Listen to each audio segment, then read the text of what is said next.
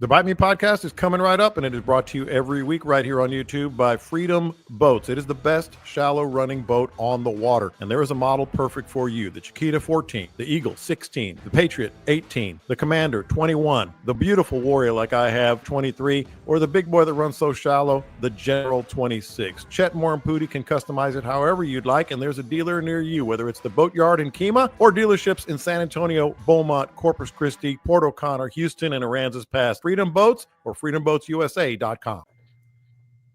All right, here we go with the Bite Me podcast. Welcome into the Bite Me podcast. I'm John Lopez. Cotton Knoll is at the Sick Dog Ranch. We'll get to that in just a little bit. It's a cool looking cabin, by the way. And Caleb McCumber at his home office, but I'm sure baseball in his is in his immediate future here real soon. Captain Dean Thomas sent us some gross pictures, and he's visiting the doctor today, but probably will join us again here in the next week, if not the week after that. But welcome in. Got a lot to cover, a lot of stuff happening all over, and we'll start with this. Captain Scott, you're back on the photography game, man. We'll get into all these topics. We got spring break happening. Galveston was closed. You heard me right. We'll get the thoughts on that. They literally closed Galveston Beach. Some state record talk. We're going to talk a little bit, and we'll finally get to what Grandpa did, or we won't tell him, maybe didn't know about fishing when he was teaching us, and a lot of other stuff. But Scott, back on the photography game, it's a good opportunity for me to say first, before I toss it to you, that scottknollphotography.com, you can find some of your best work there. And you can find Bite Me gear. So all that Bite Me caps and buffs and shirts and all that good stuff you can find right there. But what are you doing? You're back on the game after building a house and everything else. Yeah, y'all go to that site and buy some stuff so I can justify being out here all the time. Yeah, do that. I love being out here, man. Dane Crow, and he's one of my customers from way back, fly fishing. And he's the GM for McCree Ford, and his father-in-law, Mitchell Dale, owns this ranch, and they take me in like family and let me stay in his cabin and roam around on the ranch anywhere I want to go and take photos. And it's pretty damn special. I've already got I think I took 460 something pictures of a bobcat that walked in the other day. These new digital cameras, man, you just push the button and you can't stop. You gotta keep pushing. But yeah, it's hot, it's dry. I mean, I've been out here now since 2018, and I've never seen it this dry. Never seen it like this at all. There's a 60-acre lake that's a puddle. I mean, it's nothing left. Cool place though. I mean, just cool as could be.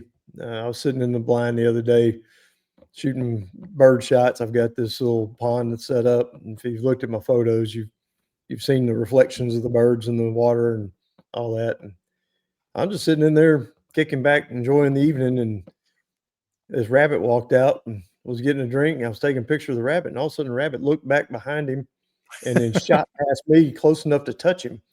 And I was like, that was unusual. I mean, he came at me. Yeah. And so I started looking around, and I see a little movement in the bushes, and out strolls this cat. Just cool as could be, and came out there, got a drink, looked around, hung out. Probably was there 3 or 4 minutes. And it's just nothing better, man. It's cool as love to be out here and see all that. Last night, sky was absolutely black out here. I'm just north of Alice, and it was stars as far as you could see. I mean, it was a really cool night. Yeah.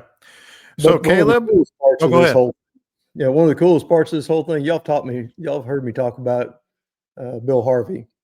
And that's where I get a lot of my sciencey shit. Yeah, for lack of a better term. Yeah, Bill's where it comes from.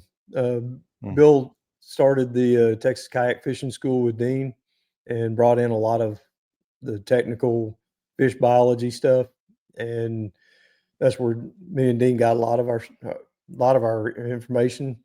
And so Bill's out here. I tried to get him to stick around. He said, "Nah, I need to run some errands." He took off. He was he was too shy to get on here. But I wanted. We had a conversation last night.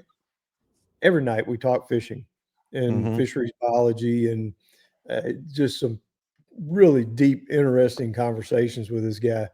And he's giving me some good ideas about things to look into and research a little bit. But yeah, I'm spending time with him. He's the we're partnered up on this photography contest called Wildlife in Focus. And Yeah, just real quick, tell us about that for those who haven't heard about it in the past. Wildlife in Focus is a several month deal. It changes every year how many months, but this year it started in February, runs through the end of May. You have to shoot on one ranch, and you're designated on one ranch. You can pick one if you got access to one like I do, or they'll assign you one. Every photo that you take has to be on that ranch, and within that specified amount of time. In the past, there's been up to 50 categories. I haven't even looked this year to see what that is. I guess I probably ought to read the rules. You might want to. Yeah. I mean, Can't I'm break just going them if you out. don't know them. Yeah, well, I'm just going out and shooting them. But mostly it's about the categories and how they're set up. And they'll have deer and cats and coyotes, and it covers everything. Night photography, all kind of stuff. At the end of it, we turn all our photos in, 2 per category, and then the judging takes place. And from that, they announce the winners based on where you place in each individual category. You get points for the categories and stuff. And the last time I was in, I came in third out of, I don't know, 80 something photographers. So That's badass. I came in third, Bill came in fourth, and now we're that's teamed up. cool. So, Oh, that's cool. And they allow you to team up if you want to. But so I had access to a really cool ranch, and I invited Bill to come along with me. So Caleb, there was a discussion going on before you hopped on here. There was a 50-50 chance that you were going to be an hour late because of daylight saving time. It's close. It's close. Well, you have no excuse because your phone automatically does it. Yeah, but I rely a lot on my biological clock. I'm not gonna lie, Monday morning was a little hard. Monday morning was interesting. Sunday morning baseball after being out Saturday night. I get it. It's a good time. I remember those days, which leads to our first topic here. And by the way, just real quick, how do you guys feel about? I didn't mind the picture that Dean sent us just a little while ago because it was actually the work that was done on his back. You could see the basically new discs, screws, bolts, all kinds of titanium or whatever they use these days. I don't mind that, but it reminded me, I'm not a big fan of like the people that send pictures of like right after surgery and recovery or going into surgery or their scars. Oh God, I'm like nobody wants to see that stuff, Well, big giant scars. My deal is, man, that looks haphazard. I don't know, man. There's screws going every which way. They're not even. I guarantee you they didn't even use Loctite or nothing. They were stainless screws, so they stripped the first 2 out. They don't even need to be that many in there. Oh, yeah. That's right. I mean, the heads were stripped out on every one of them. Yeah. There ain't no backing these out. He's got them forever. Yeah, he's got You them think forever. they'd be looser than they look. That's right. But anyway, it does lead to the first topic of the day. It is spring, spring break. It is, it's starting spring anyway for our purposes. Daylight saving time, people flocking to the coast. It's ramping up pretty well right now. I will say this and get your thoughts. I don't know if I've ever seen this before, and we were all stupid at one time. High school, college, especially, I was stupid. But did you see what they did at Galveston Beach this past week? They closed it. There were so many of the kids out there that they had literally closed every entrance to Galveston Beach, and people were waiting for 4 hours. I'm sorry. I don't need to wait for 4 hours to go mess with those crowds. That's for dang sure. No, I got sand at my house. Yeah, exactly.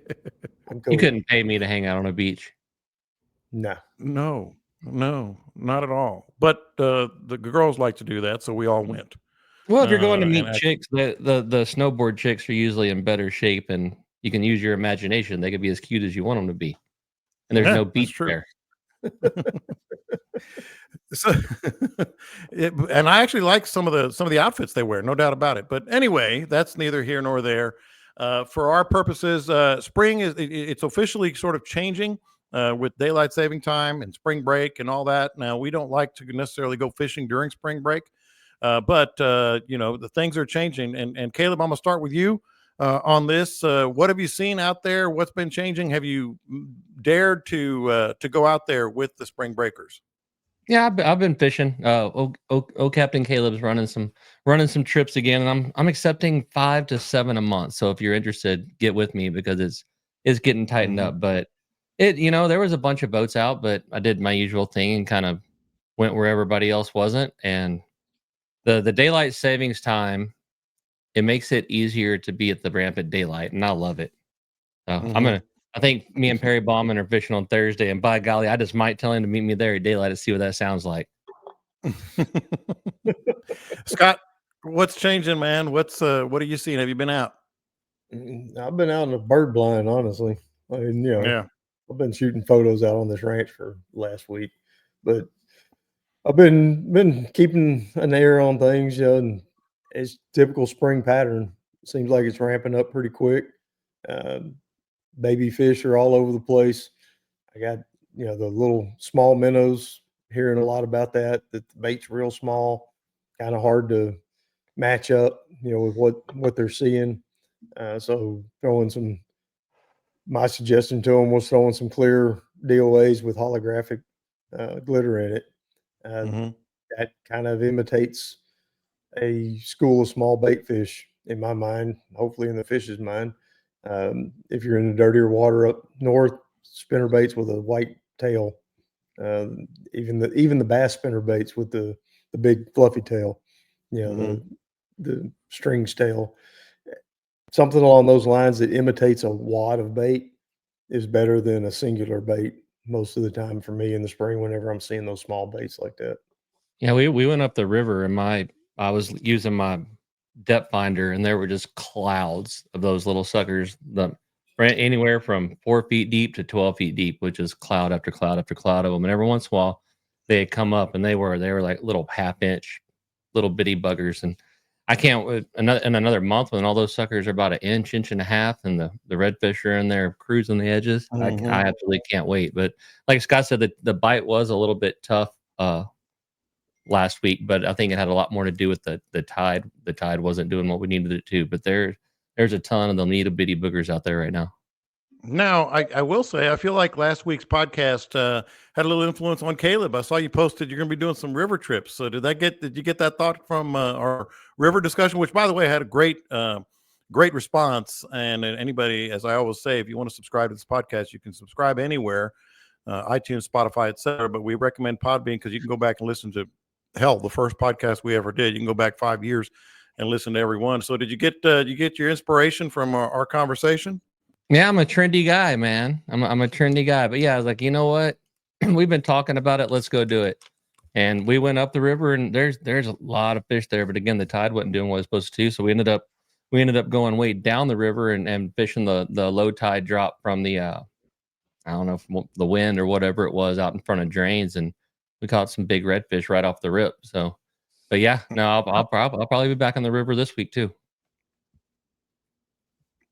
Well, catch us up on baseball before we get to the next topic, because I'm interested and I'm very excited about this next topic, because I frankly think some state records may not exist anymore after a while. But catch us up on baseball. And I can show my favorite, my secret lure now too. That's a Mr. Wigglebutts, and I went to Mr. Wigglebutts' home, and they are no longer producing or distributing them. And I cannot tell you how many of these I bought, but it was a lot. I have him, and the sample sales coming up. I said, if you got any more, bring them up there. So they've been taken off the market, boys. Baseball, it's going.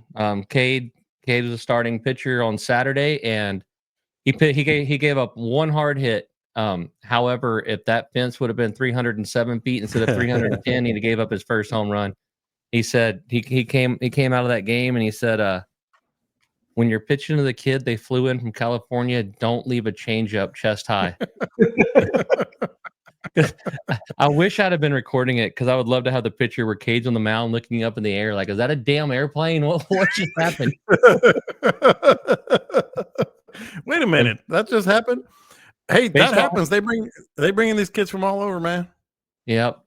Baseball season's in full swing, and I've noticed something about the Aggies, John. Everybody's ragging on them about the start they're off to this season, but they have never been beat when they didn't have a north wind in their face. So by golly, when these stupid Northerns quit, I was at a couple of the games they lost, and it should have been 10 or 12-2, but these guys are all home run hitters, and that wind's just checking them up and dropping it on the warning track. There's going to be a reckoning whenever this north wind stops. Yeah, there is. All right, so I've been looking forward to this. I was going to ask you guys what the next record to fall might be, simply because there's been some big trout caught and shared on our group page, which of course we always recommend people join the group page on Facebook. It's just search Bite Me. I saw, was it like a 34.5, 35-inch trout that kind of made the rounds, and we've seen a bunch of 30s, 31s, etc. So there've been some big trout. I was gonna ask you guys, Scott, what the next state record to fall might be, but I went in and I looked at the Texas Parks and Wildlife page, and I came across a few things that I didn't realize. You guys probably did, but some of our listeners maybe didn't. Did you know that the state record redfish for freshwater, which I know there's a couple of places, Calaveras, Bronig, I believe, in San Antonio area, a couple of other places stock with redfish, and they have some things there. But the state record freshwater, mind you, redfish was caught at Sabine Lake. Sabine Lake is salty 90% of the time. Yeah, that don't sound right at all. Yeah, I don't like that one. I sent you guys the link. I don't know if you looked at it. Yeah, no. We're going to disallow that. We've made the decision, and unilaterally we are going to not recognize that fish. Yeah, asterisk. Yeah, big old asterisk. What's that? Big old asterisk. Big old asterisk. That's what I was going to say. Do some state records deserve an asterisk? And I'm going somewhere else with this in a minute. I know where you're headed. Go ahead. I know where you're headed. You're going to try to disparage Bud Rowland's fish. And I know Bud personally, and he's as honest as the day is long. That man didn't lie about that fish. They can bitch and complain about it all they want. He caught the fish. Yeah. He had it. He weighed it on certified scales and had a witness and released it. And the witness was not a friend. It wasn't somebody that was on his boat. It was another boat that was nearby. They came over, witnessed the fish. They turned it loose. Yeah, they're just mad because he caught it on fire. Now that one, I really actually wasn't going to. But here's the other one. This is an interesting one, Caleb, and I don't know how you feel about this. The state record flounder. And I don't have the number in front of me, but I sent you guys the link. The state record flounder was gigged. It wasn't caught with a hook and line, rod and reel, or whatever you want to call it. I don't know if that one should stand. Yeah, that doesn't make a lot of sense to me. Although some of us would probably prefer gigging them if you were out trying to get one. Yeah, because we can't catch them. We catch them, like I always say, by accident. That's not fishing, is it? When you're gigging fish, that's like mixing the archery, whitetail record with the rifle whitetail record. It's not even the same thing. Yeah. And then here's the other one. And I should have known this because he's a world-renowned fly fisherman, Scott. But I had no idea that the state record speckled trout, 37.5, 15 plus pounds, I believe, was caught by Carl Rowland on a fly rod, which that's the record that probably should stand forever. But a fly fisherman sight casted to the state record spec and caught another one that was 34 and something like the next cast or whatever. But how about that? State record speckled trout on a fly rod. That man has caught more fish over 30 inches on a fly rod than most people will ever catch on a regular rod and reel. He's a hell of a fisherman. I know him real well, and we've talked about that fish, and it's legit. It was totally legit. Most of the guys are just mad because it was caught on a fly rod, not a corky. That's what everybody's pissed about.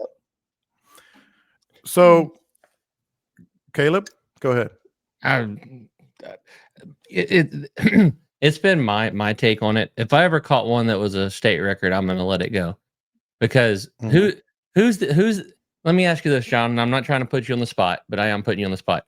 Who is the other person that is involved with who's the real state record holder between Bud Rowland and? I'm asking you. Like who's what now? The controversy. Who's the actual state record holder? Paying attention in class. Or there's another name. There. If you ask, you're going to get two different names from the fishing community. Who's the other one? You actually caught you cut out for a second. So I know there was one that was allegedly bigger than that, but I would recognize Carl Rowland all day long. Well, so here's the point. Jim Wallace has one that was documented. Blah blah blah blah blah. Bud Rowland has one that was let go. A lot of people say the actual record holder is Jim Wallace, but the person that will live forever is the one that released it, and it's somewhat controversial. Therefore, I'm going to be the controversial guy. And if I catch a 17-pounder, that sucker's gonna be like, "Yep, look, here's a picture, gone." That's my point. I don't see a reason to bring them in and do all this certification stuff, because your name's on there regardless. Yeah. So here's the question then for both of you. What state record do you feel? Okay, let me say this real quick. First of all, Texas Parks and Wildlife Department, I did look this up. They have changed the rules, which now allow for weighing and releasing for obvious reasons, because things have changed. So they will, will we, the two questions, will we ever really know if a record is a record? Because, as much as some of these guys, we absolutely believe and we understand that it was legitimate and all that stuff. But it had me thinking about Caleb with that dude that caught that redfish and slammed it onto his boat and made it look real and all this other stuff. I mean, there's going to be people who catch big trout and then all of a sudden maybe try to bend the rules. So that's the first part of the question, Scott. How do you feel about the weighing and releasing? We know they have to do it, but to me, it almost feels as if Bud Rowland's state record should last forever. It's going to open the door. There's guys that cheat in tournaments. There's guys that cheat with money on the line. Egos get involved, fame gets involved, and somebody's going to cheat on it somewhere along the way. Most of us can look at a fish and tell you, that one, it would have to be one hell of a big fish so that the length would look right and the girth would look right. Maybe it's an ounce or two shy when they're weighing it and they fudge that. It's not going to be somebody with a 30-inch fish telling you that it's, a 17-pound trout. Not going to get away with it. Yeah, it would have to be video documented pretty well. Like Scott said, they stuff weights in them. It is what it is, but you're gonna get called out on it, pretty stinking quickly. I don't know. There's not a whole lot of integrity out there. So it don't matter to me, honestly. It doesn't to me either, to be honest. I don't care about records. I'm past all that. It doesn't affect me. Doesn't bother me one bit. I've had a couple of fish that probably were records. I had the fly fishing, Galveston fly fishing record was caught on my boat, and we turned it loose without even weighing it. But I know it was because it was about 6 or 8 inches longer than the current record, and I guarantee you it would have weighed more. I caught the state record redfish back when there was a moratorium on them. Absolute moratorium. Could not keep one. There was no tag. It was right when redfish were in real trouble, and that fish taped out almost 60 inches, and it was a huge fish. And I turned, did what I was supposed to do. I put it back in the water. it was a gigantic. So it, Bullshit. Sorry, you can call bullshit all you want. Bullshit. I was there.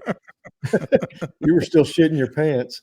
well, the other thing that's interesting to me is there were some fish in there that, and I'm not gonna say it was a state record or anything, but there were some fish in there that I looked at, like smaller fish, whatever, other stuff that is not real common, and I looked at them. I was like, I know I caught a fish about that size, fish about that size. But first of all, I don't care like you, Scott. But some people do. They like the ego gets in the way or whatever. But it does lead to this, because I think there's two parts to this. Number one, maybe we're already seeing some of the benefit of these limits on trout, given all the big trout that we've caught. But what state record, I'm going to start with Caleb, but both of you weigh in. What state record do you feel has a legitimate chance, if anybody's interested and can catch it, that's out there, to be broken here in the next year or two? I think I'm just not going to see this one coming, but I'm thinking snook. Yep. Ooh, I'm thinking snook might be it. Yeah. Mm-hmm. It's just, man, it's tough to beat the trout record. I do not even know what the redfish record is. I mean, other than Scott's story, it's 6 inches shorter than that, so 54 inches. But no, I think snook's got a shot. There's more and more people figuring out how to catch them, and yeah, hell, I think I might break it this summer. Yeah, Scott. Yeah, some of the fly fishing records, I've kind of dabbled and looked at some of those, and there's some real opportunities in there. If somebody just has to have their name in the record book. There was one guy that went through there years ago, and there was a bunch of stuff in the fly fishing records that there was 0 fish submitted. Sand trout and some of these lesser species that don't get caught real often on a fly. And he went through and just started catching everything. And there was another guy that did the same thing offshore. There's these little snapper, these little no-name weird snapper and little grouper and the biggest ones, 3/4 of a pound. And that's as big as they ever get. And this guy went out there and spent some time offshore, just soaking bait offshore and pulling up state record after state record after state record just to get his name in the books. So if you I saw that name. Go ahead. I'm sure you did. It's in there a lot. And I'm sure if you wanted to, you had to have a state record and it didn't have to be one of the big 3, you could probably go down there and do that. And like I said, on fly fishing, there was quite a few that were very doable on fly rod. Last time I looked. Yeah. I'm wondering about trout. Maybe not here this year. Oh, teacher's gone. Yeah, I'm looking up. I'm not even on the program right now. I'm trying to figure out what the state record snook is. A slime head, a 20-inch, 5.28 pound slime head. Not sure what that is, but it was called on October 26, 2024. Let's see here. Slime head. Slime head. It's a slime head. Yeah. See, and the problem is most of us have caught some of these things because we picked them up and went, "What the hell is that?" That's what I'm saying. Yeah. Take that sucker off the hook, man. It don't look good. Yeah. There were some names in there that I had no idea what that fish was. I had to look. I've seen the fish before, but when the name was listed with a state record, and I was like, "Oh, that's what that is." I mean, like there was this yellow one with blue stripes, and I was like, "Oh, I've caught a few of those." I have no idea, but yeah. I take my snook comment back. Holy shit. I was going to say, I think the snook was pretty big. It's been held since 1937. Yeah.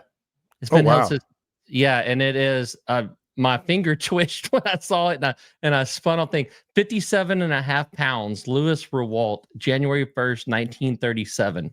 Yeah. Look at gaff top. That gaff top will blow your mind. Chingao. Check out the gaff top. I was supposed to be on that trip, on that gaff top trip, and I didn't go.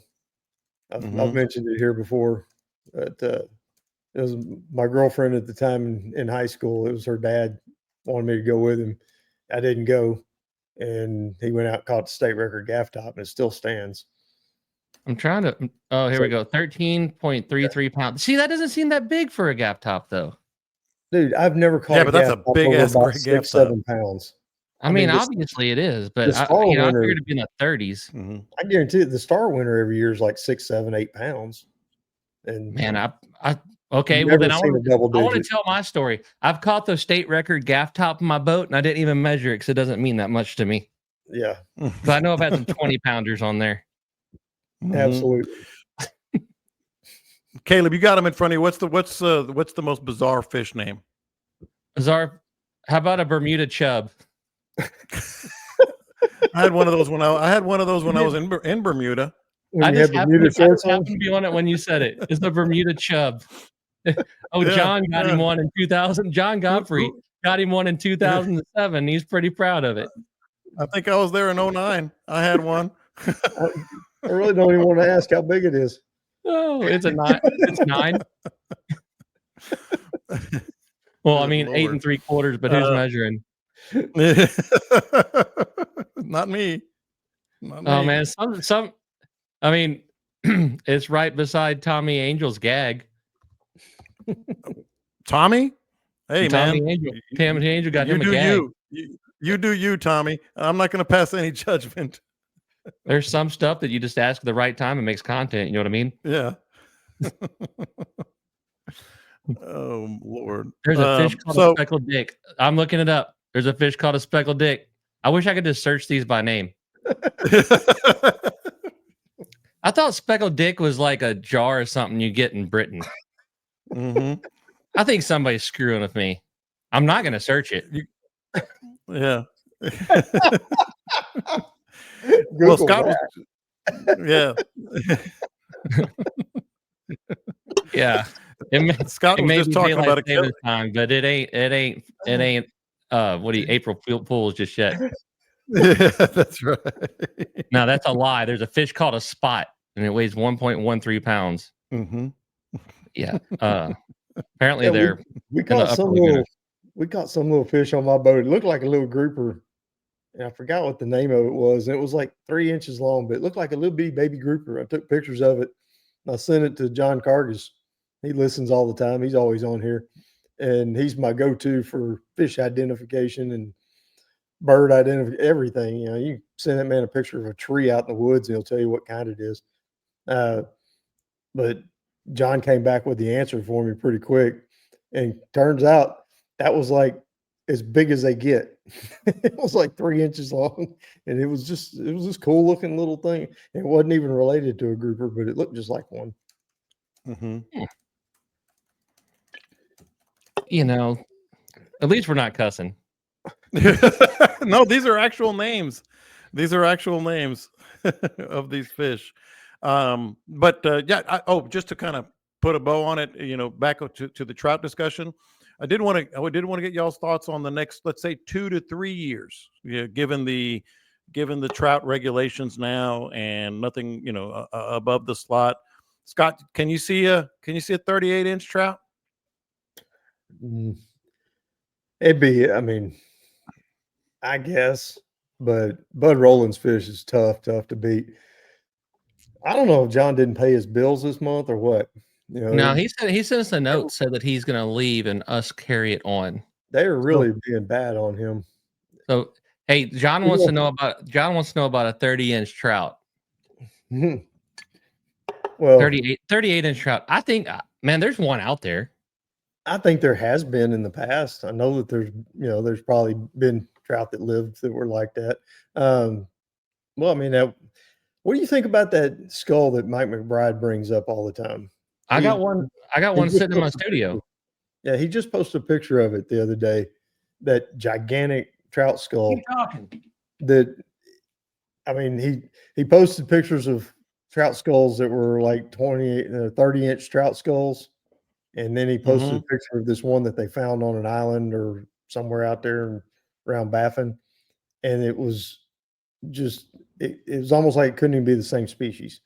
But See, Yeah. I've got one just like it here. That's East Matagorda, and that's my hand behind it.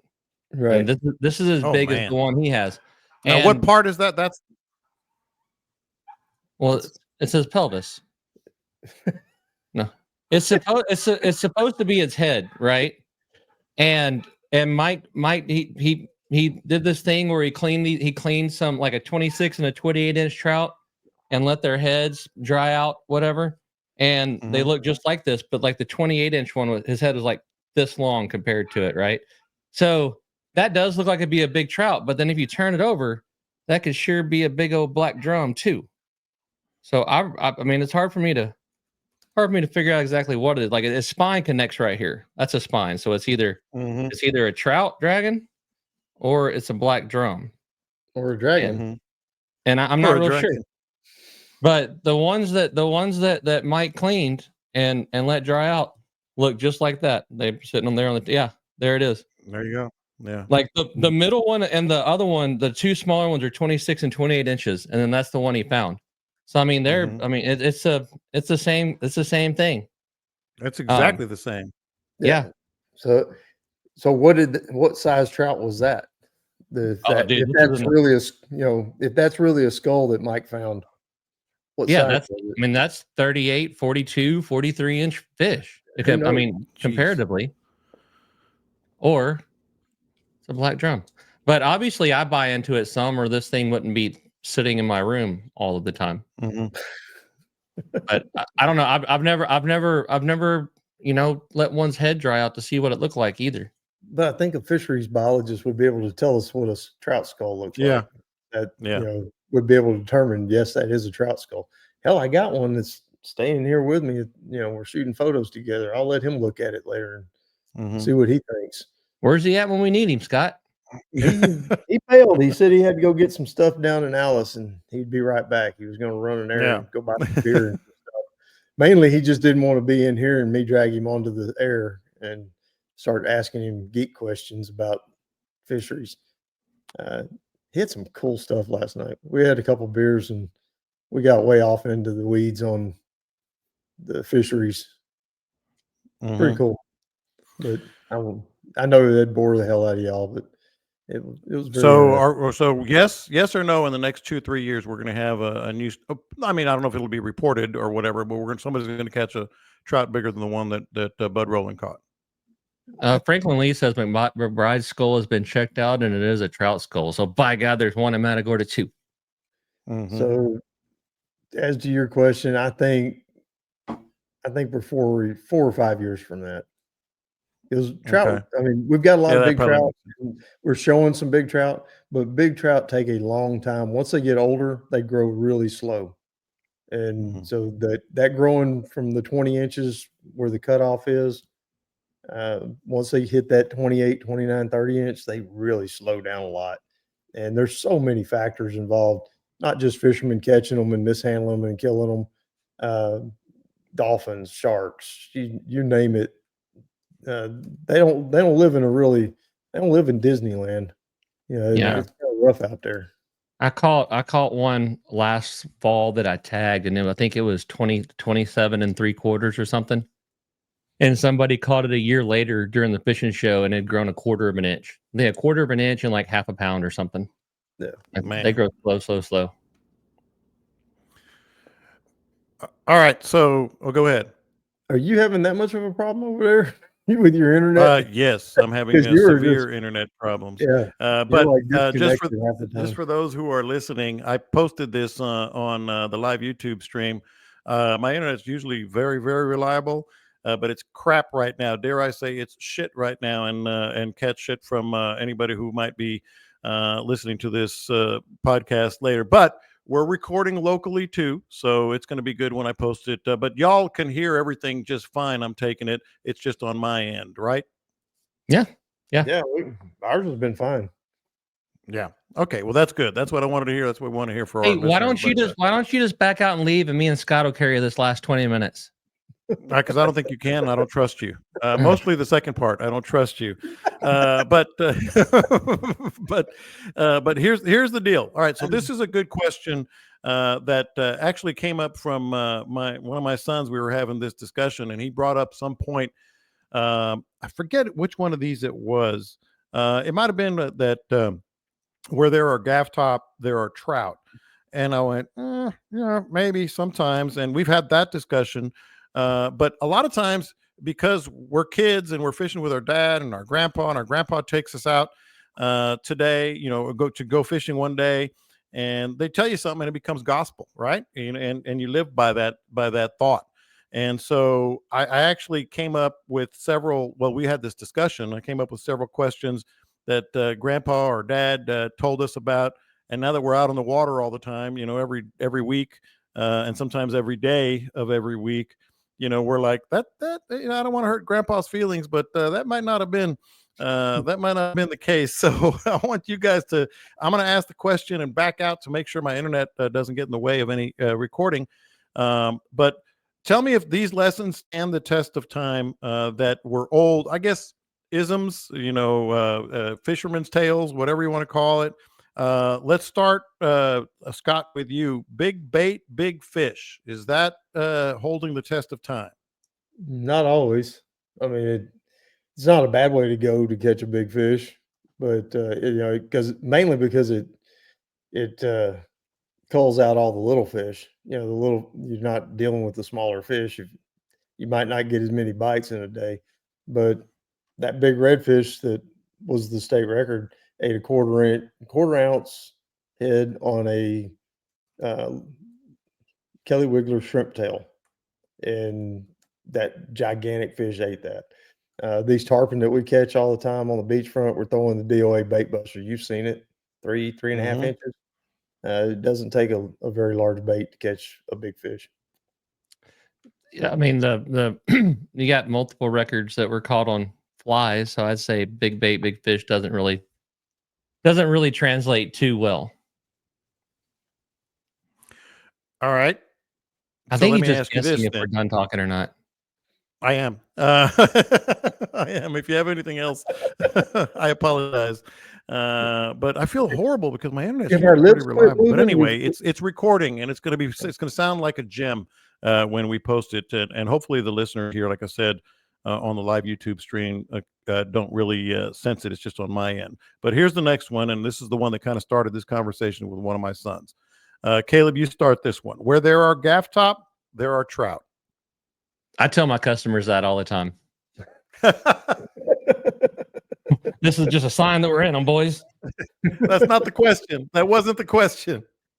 I mean, where there's gaff top, there's redfish. Where there's gaff top, there's trout. Gaff top or scavengers. If there's fish rolling around, busting on bait and killing it and stunning it and not eating all of it, there's going to be gaff top there cleaning it up.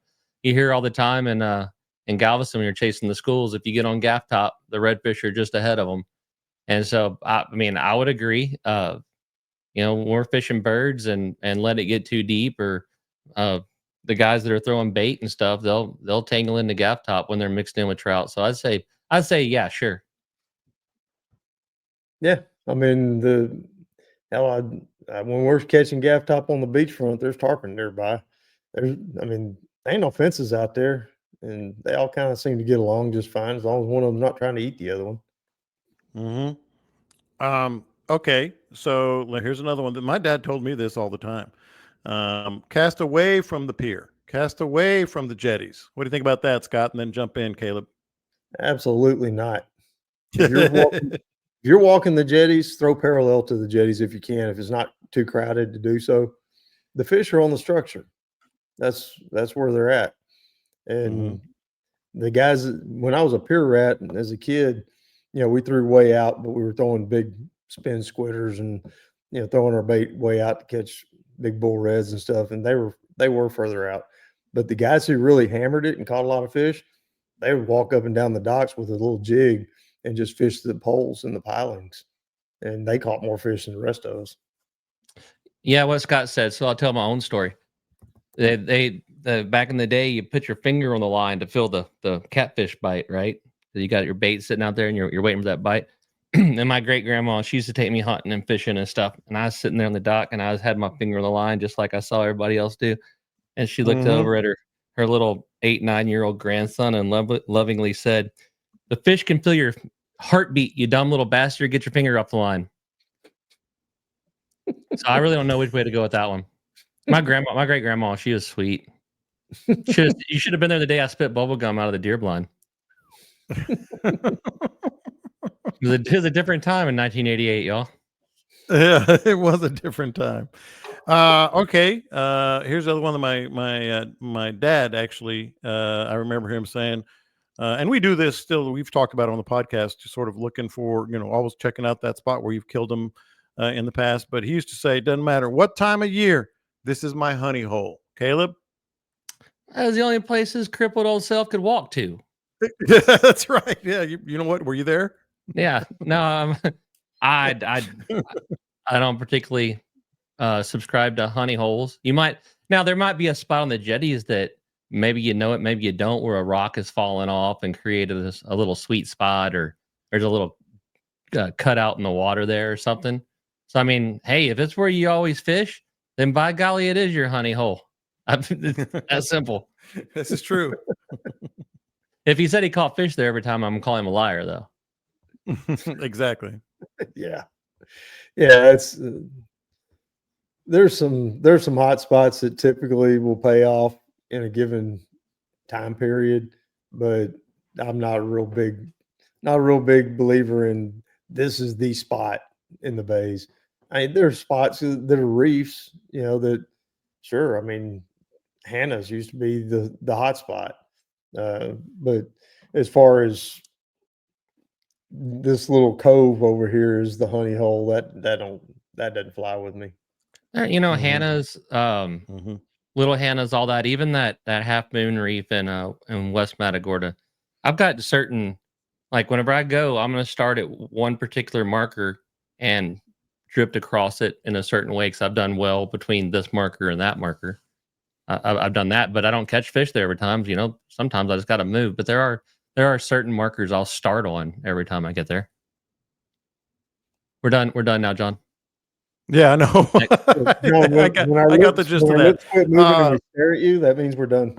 Yeah. Okay. So real quick before we get to the last two here from Grandpa, y'all have no idea how much I'm about to crawl out of my skin. Now, Scott and Dean and Caleb know this, but I am incredibly not being prepared, not having things just right. You can call it OCD, whatever you want. Drives me nuts. I cannot do anything unless I got the plan and the preparation. So this might be, last week I thought was one of our best podcasts ever, because we kind of just mixed everything real good, had a lot of fun, had a lot of laughs, had a lot of information. This one is driving me nuts, absolutely nuts, because I know you guys can hear each other just fine. Seems like our listeners can hear each other just fine. But I'm going nuts. But that's neither here nor there. Sounds like a great game with a stinker, man. It sounds like some of the old pitchers. Yes, the Astros. Yeah. Throughout the years, sometimes I'll stop talking, like right in the middle of a sentence where you don't expect it, just to watch you scramble and like pick up the dead air. And today's not even sporting. It's not even fun. No. All right, couple more here for you guys. Night fishing is best during a full moon. Nope. Can be, but a full moon don't have nothing to do with it. There's other things that are lining up. There's minors and majors. There's tide. There's water temperature. All that. A new moon is just as good as a full moon. Absolutely. No. Hey, when he gets back, act like he's muted and we can't hear him. I heard that. I heard you, Caleb. I heard that. Go ahead and finish. I don't. A full moon is more convenient for the fisherman. It is not more convenient for the fish.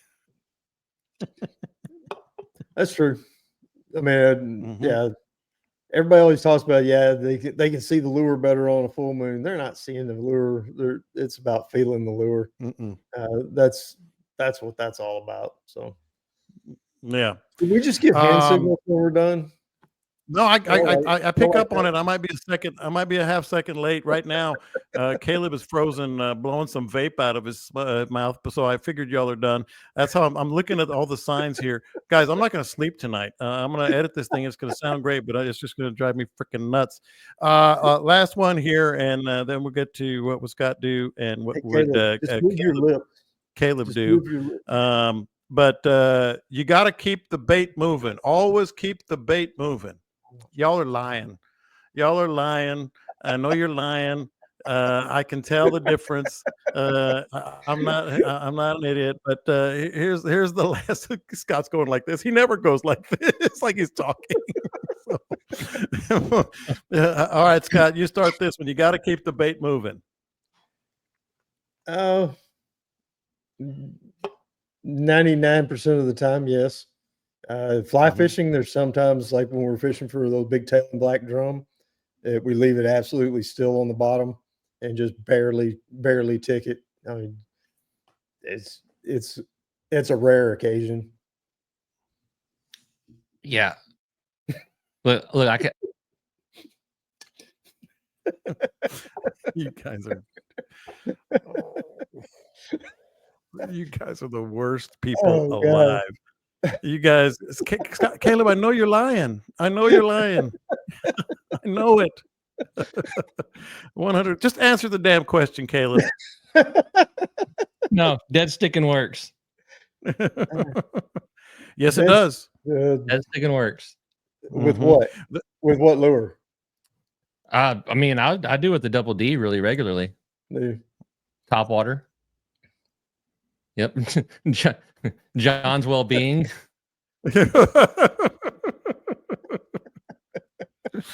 Oh, see, it can be entertaining and fun even when it's a disaster for one of the people on the screen. But yeah, I'm gonna have the shakes. There's no doubt about it. I saw a thing today. This dude texts his buddy, says, "Hey, just check in and see, are you doing okay?" And the guy said no, and he goes, "Okay, great, just checking." That's me. That's me right now. See what? Oh man, you have no idea how much I want to just throw this laptop across the room, but I won't.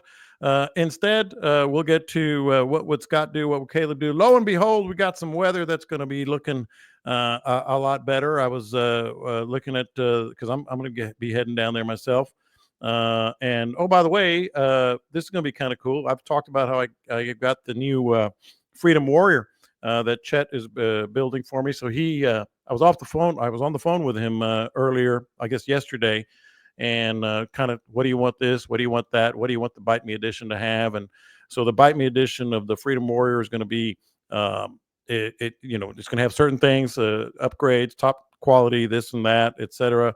But get this. So he's starting the build this week. But next week, I'm going to go down there. And since it's the first Bite Me edition Warrior, he's going to put me in the white suit, the white little cloth hat, the mask, the booties, and I'm going to put the first coat of paint on on the boat. So just since it's the original Bite Me edition boat, so that's going to be kind of cool. And I told my wife that, and she said, "Don't inhale." Which of course I'm going to inhale because that's half the fun right there. But anyway, today, tomorrow, Thursday, Friday. I don't know what you're looking at, Caleb, but it looks like we're going to have a pretty good stretch here, man. I don't know what you're looking at. The wind catches up, kicks up pretty heavy on the middle of the day Saturday, but the barometer is just absolutely plummeting with that. With this, I don't know if to call this a front. I mean, it doesn't necessarily get colder, but it's just showing that it's southeast at midnight, and then at 10 a.m. it's northwest at 20 to 30, 20 to 30, and then the evening it chills out again. But that barometer is just taking a ride downwards, and then it comes back up on Sunday. The barometer goes back up to the 30s on Sunday. So yeah, you probably deal some wind midday on Saturday, but if you wanted to go wade somewhere, that might be a good deal for you. Personally, I think Thursday is probably the best looking day to fish. Sunday, you got a rising barometer with bluebird skies. That's probably a mow the grass kind of day. So, yeah, drifting on Thursday. Friday looks zero fun whatsoever unless you're protected and waiting. Saturday, protected and waiting and fishing that little frontal passage, might get something done for you. If you got enough water where you're at, the tide level's been pretty stinking low. Yeah, I'm south wind on Friday. I bet that water goes up at 30 miles an hour, 35 miles an hour at daylight. It's showing me southwest though, and that's not gonna pump it up around here. Mine's showing south, like almost due south. But anyway, it's whatever protected cove you go wade on Friday. Don't go protected cove on the same cove on Saturday. Yeah. That would be a bad plan. Very, very bad plan. Just thinking, oh yeah, I'm going to get protected. The wind's going to blow. They said it's going to blow, so I'm gonna go right back over there Saturday morning, and then it could be considered a rectal awakening. Yeah, and then Sunday, man, I hate that straight west wind on Sunday. Sunday don't look good. I don't like that either. Yeah. Yeah, like Kate said, if you got to get out there and you want to get out there and you got to go, plan your route accordingly to what the wind's going to be doing. Get you some protected water and give it your best shot, and let us know how you did, because you're probably not going to see me out there. I'll just be straight up honest. There's better days coming, and I've grown past that point where I just want to go out there and get my ass kicked. Honestly, unless you're wade fishing. When I was younger, it was like, man, I'm going to go anyway. And I know that we got a bunch of guys on here that are younger guys that are all into that, and they're going to go out there and they're going to show how tough they are. I'm done being tough. I'll admit it. I don't want my back to look like Dean's, and that's how you get it. Yeah, no kidding. That's a good way to kind of put a bow on it. And of course, all the smart asses that we love on the live YouTube stream are telling us what all the extras are on Bite Me Edition Warrior: 3 gas gauges and an extra trollificator battery. Perry says a net paddle. Hey, you never know. But it's gonna be one. I mean, maybe we can get Park off to work on this, but instead of the taco tray, this one needs to have a popping cork holder. So it's got a little tray up there with little circles for different size popping corks, so you can have all your variety up there. That would be cool. Say that now, but you're gonna love that boat. I want to see these gas gauges. Yeah, I've never. It's gonna be a big ass 9-inch gas gauge. I don't know any of them that work anyway, so just put gas in it every time you go. And Parkoff says he's on it. He's gonna be on it for sure. But no, I'm excited. It's gonna be a lot of fun. And Caleb, I don't know if you have everything. You did freeze again there because my internet is killing me. And as soon as I edit this podcast and get inside, I'm gonna stick a knife pick in my temple because it's driving me that crazy. But I don't know if you have anything else there, Caleb. I just want this to be over.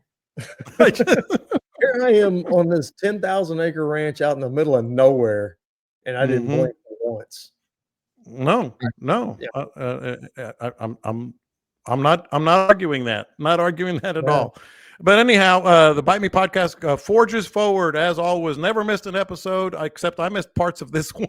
So we'll see how it goes. But it's going to sound like a beaut when we get it all edited and posted. That was a lot of fun for me and Caleb.